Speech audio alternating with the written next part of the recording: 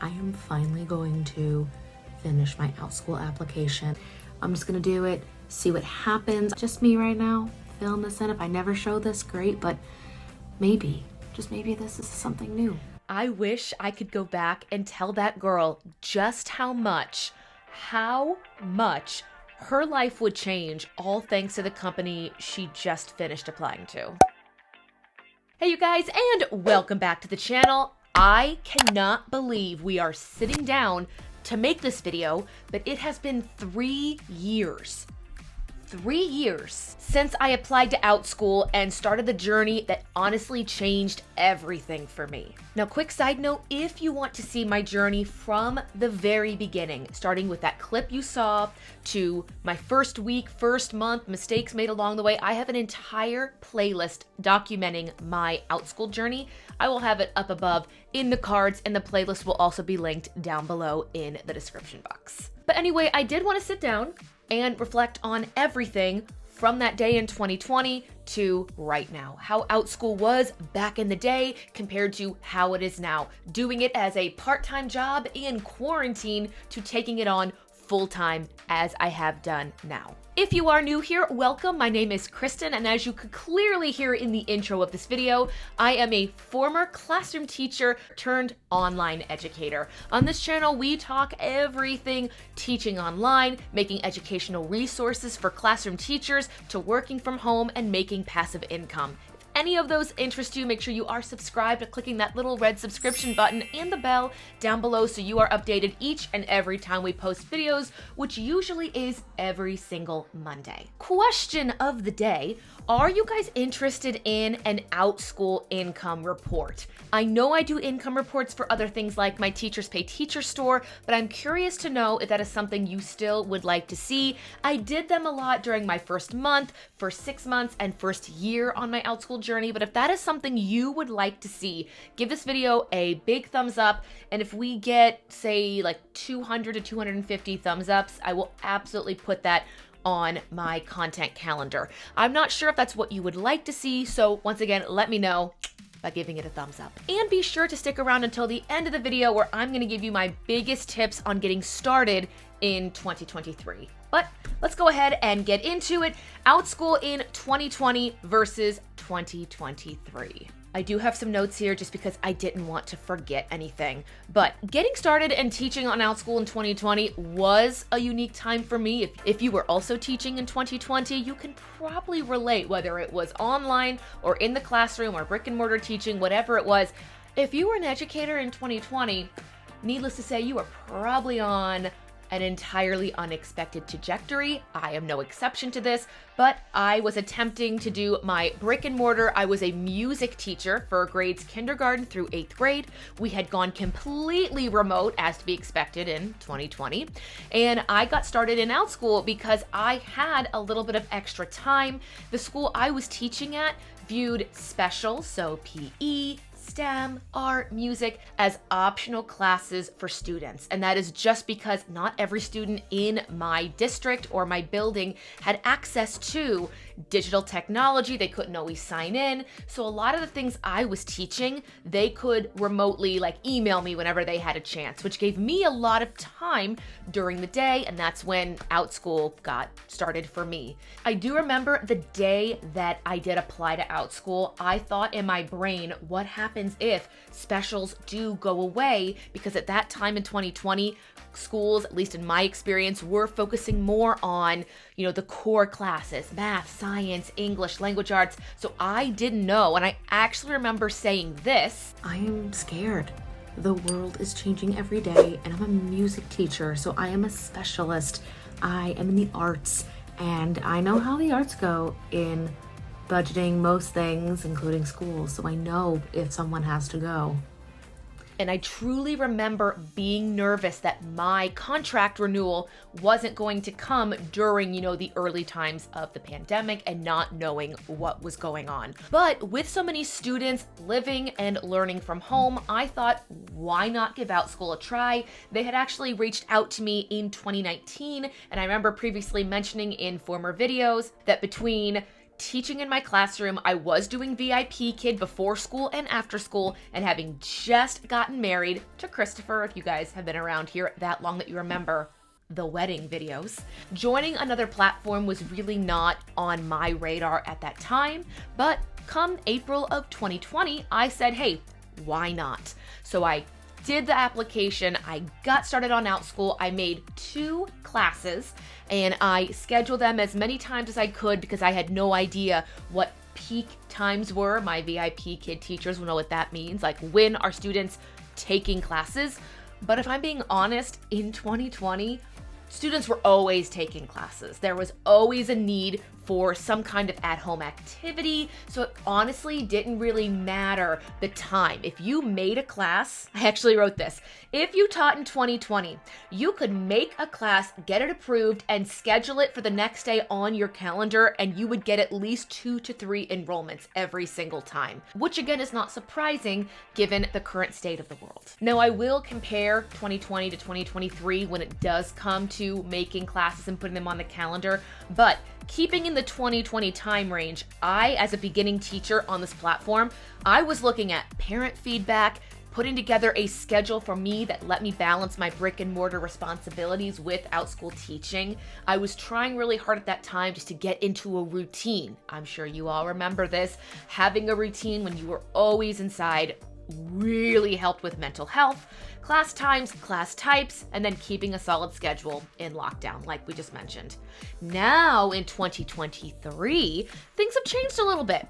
There are more teachers on the platform, so there is a little bit more of a competition. And now that the world has opened up again, which I am all in favor for, I want students to have options to do things, whether it be online or in person. I am completely in favor of this, but it has lowered the speed that I see enrollments and learners join my classes. Nowadays, I will schedule a new class at least 2 to 3 weeks out, and I will keep it consistently on the schedule. So if I have a brand new class that's going to go live Monday at 4 p.m., I will make sure I have it on the calendar, not just one Monday, but at least, 2 to 3, sometimes 4 to 5 Mondays in a row. So it gets onto parents' radars and they can hopefully schedule it into their learners' classes if it's something that, fits their needs and their interests. Another thing I noted for 2023 is the structure of my classes. I have lowered the amount of learners that I allow in each of my classes. When I got started back in 2020, I was like, oh, this is just like classroom teaching. Let's let in 8, 10 to 12 learners. And like I mentioned, those classes were booking a lot.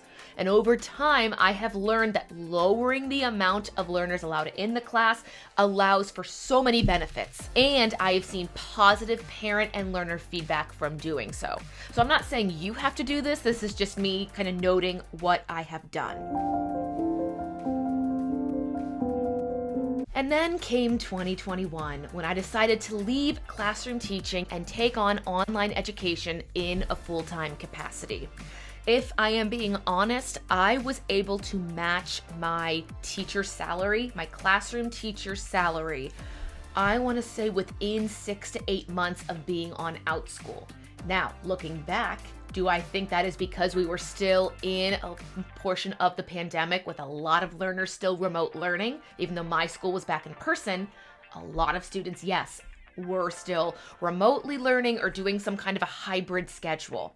But needless to say, the 2020 to 2021 school year, I was able to match and exceed my teaching salary. I then decided I'm going to take this leap of faith. I really wanted to try it, and I remember announcing to you guys that I was going to be leaving my classroom teaching job. All right, so 2021, we are in full gear. We are teaching on Outschool full time. I remember, and I made a note here, I tried to treat teaching on Outschool like a 9-to-5 job. If you follow me on Instagram, I would actually post screenshots of my Google Calendar showing you guys when I would wake up, eat my meals, teach my classes, lesson plan, correspond with other parents and learners that were in my classes or were interested.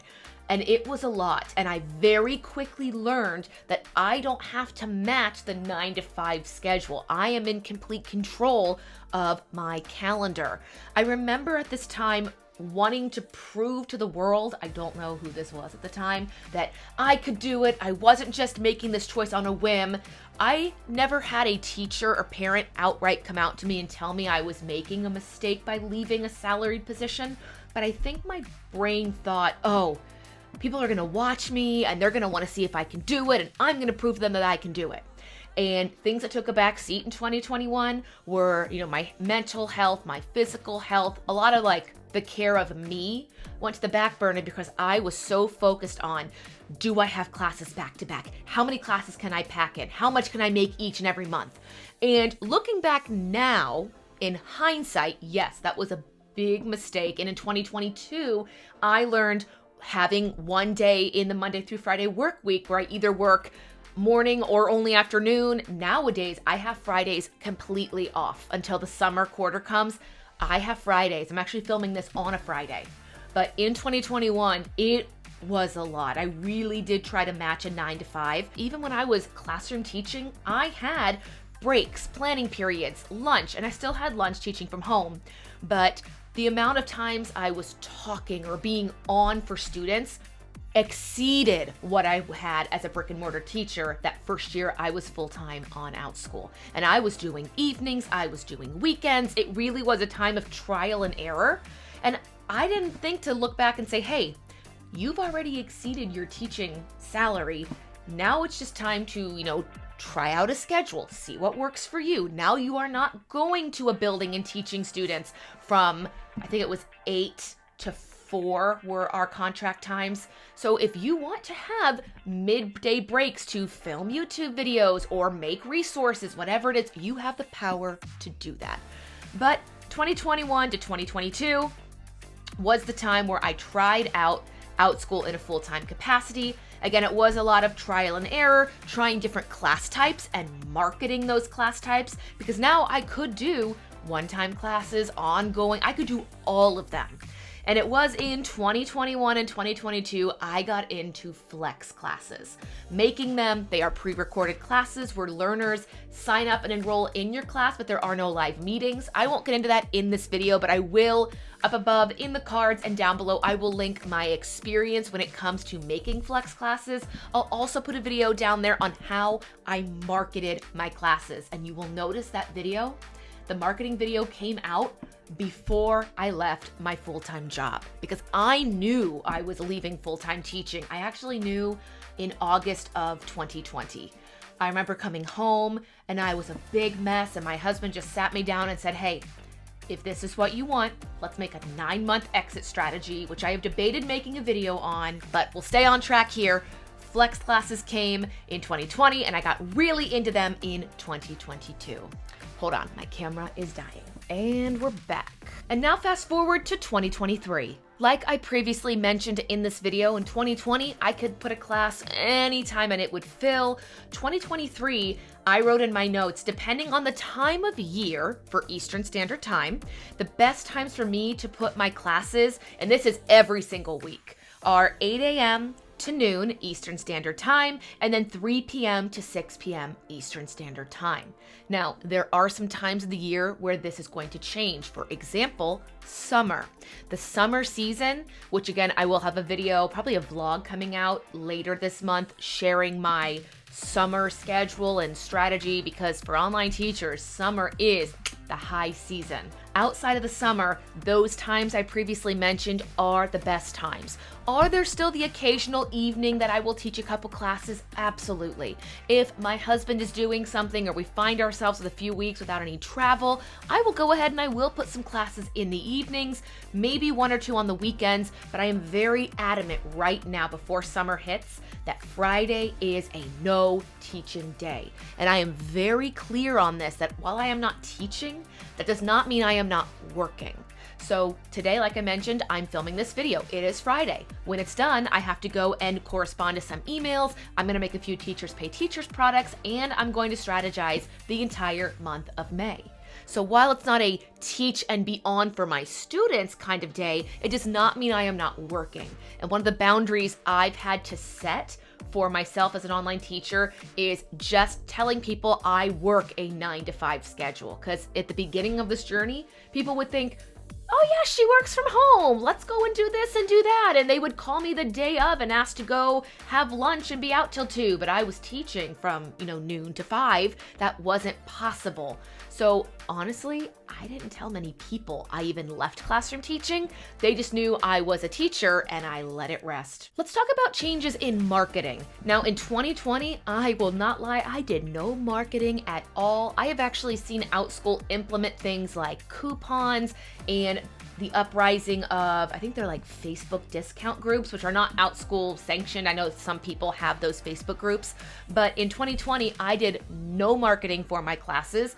And now over the years, I do a few things different. And like I mentioned, I will have that marketing video down below, but I do offer different class types. I do offer seasonal discounts and coupons. One of the big things I do with marketing is funneling. And absolutely, I'll have a video linked down below that explains how I have one-time classes where I'll get to meet students and they can see my learning style. And if they like what they see, it will funnel them into other options for longer form classes, flex classes, multi-day ongoing, whatever it is. I do honestly feel like teaching now on an open marketplace platform does require you to get creative in ways that learners can find you, like what you're teaching, and want to continue on. Again, 2020 was a different time, and we've seen many changes from that time to 2023. And of course, let's talk about the income situation. Looking back at 2020, my first year on Outschool really was April to December. And even with going back to brick and mortar teaching and only teaching maybe 2 or 3 classes from September on, I was able to make over $15,000 on Outschool. Now keep that in mind, that is after Outschool takes their 30% from teachers, and I did set aside, I want to say 30% for taxes. And further side note, that was also teaching in the classroom and VIP Kid as well as Outschool. I never did Outschool before my brick and mortar contract hours. I always did VIP Kid then. Back then, I think it was teaching 5:30 to 7:30 a.m., going and teaching a full day of students, coming home, seeing my husband, having dinner, and then 2 or 3 days a week, I would teach Outschool. Maybe 1 or 2 hours. But even doing that, again, $15,000 that I was not planning to have, but I'm so thankful I tried out that platform.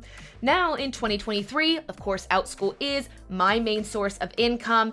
And while I can't give an actual solid number of how much I will make, I stated on here that every year since taking on Outschool in a full-time capacity, I have exceeded what I would be making as a brick and mortar contract teacher. Now, I am not telling teachers to quit their salary jobs because there were some months that were clearly higher than others. I'm actually going to pull up my highest and my lowest numbers so I can actually give some kind of solid concrete information, because I can't obviously tell you how much I'm going to make in 2023. But I can tell you, okay, here, let me give you an example of just how inconsistent income is on Outschool. And this is in my experience.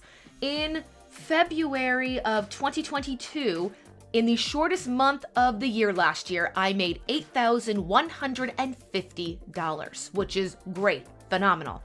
2 months later, I made, in April of 2022, $2,759. And the next month after that, in May, $2,000. So big difference from February, where I was exceeding $8,000, to 3 months later, where I barely made over $2,000. So income, while it is not linear, it is not just, stable right across the board, there are times that you will make more. They will ebb and flow, and that is to be expected. I'm just giving you, again, my experience. And again, I am not telling anyone to quit their classroom jobs or whatever is paying their bills. It truly was a gamble to leave a salaried position, but I don't think I would have it any other way. It took me time to learn about it ebbing and flowing. And if you are still watching this video, bless you. But here are my top 3 tips for what I would do if I were getting started on Outschool today, not when the entire world was in a lockdown. The first thing I would do is create different class types for the courses I teach. For example, if I teach 4th grade math, I would have a one-time class, a multi-day, and an ongoing, trying to fit the schedules of the learners I am hoping to work with. Some learners may only be able to take a class with you that meets one time. They may have other things going on. Other students may want to meet with you every single week. Give them the options. When I went full-time on Outschool, that's the very first thing I did. I went into my most popular classes and I made sure I had all different class types, ongoing and one time being the ones that I use the most now. Tip number 2, go class fishing. Offer your classes at different times of day and on different days themselves. I have a brand new class going live right now, and I'm actually offering it Monday through Thursday. I've got an AM offering, a PM offering, and a couple weekend offerings. That way I can see, is there a certain time of day that learners are interested / available for these classes? And number 3, keep up with trends that you can incorporate into your classes. I see this a lot with the teachers I work with that do particularly things like writing or art. So if a popular movie or social media or game comes out, the art teachers can do like a sketching class, or the writing teachers can do like a prompt around those things. Those specifically work the best in my experience, doing them as a one-time class, because you're going to pull in students with the interest in that thing. And if they like your writing style or your teaching style, they may be more inclined to follow you as a teacher or try out other classes that you have to offer. But you guys, that is it. That is my experience and review teaching on Outschool from 2020 to 2023. We have over 800 classes under our belt. And quick side note, there's a difference between classes and sessions. I get this question a lot and I do quickly want to answer it. If I teach a class that meets one time, it has one session. Great, it'll count as one when it's done. Ongoing classes, they can meet all 52 weeks of the year, 52 sessions, and when you finish that class, it will still only count as one class. If I were to calculate just how many classes I have taught, it would be in the thousands, which would make sense. But right now on our insights page, you can only see the number of classes. And again, if your classes have multiple sessions, your sessions don't count. If I teach, once again, a class that meets every single week of the year and it's done, Outschool is going to count those 52 sessions as one class. So if you notice, hey, I've been teaching this ongoing class for the last 8 weeks and I don't see my number going up, that's because it doesn't count the sessions. It just counts completed classes. But anyway, you guys, that is it. Let me know any questions you still want answered down below or any requests for future summer videos that can come out later this year. Have a great week, and I hope to see you guys in the next one. Bye!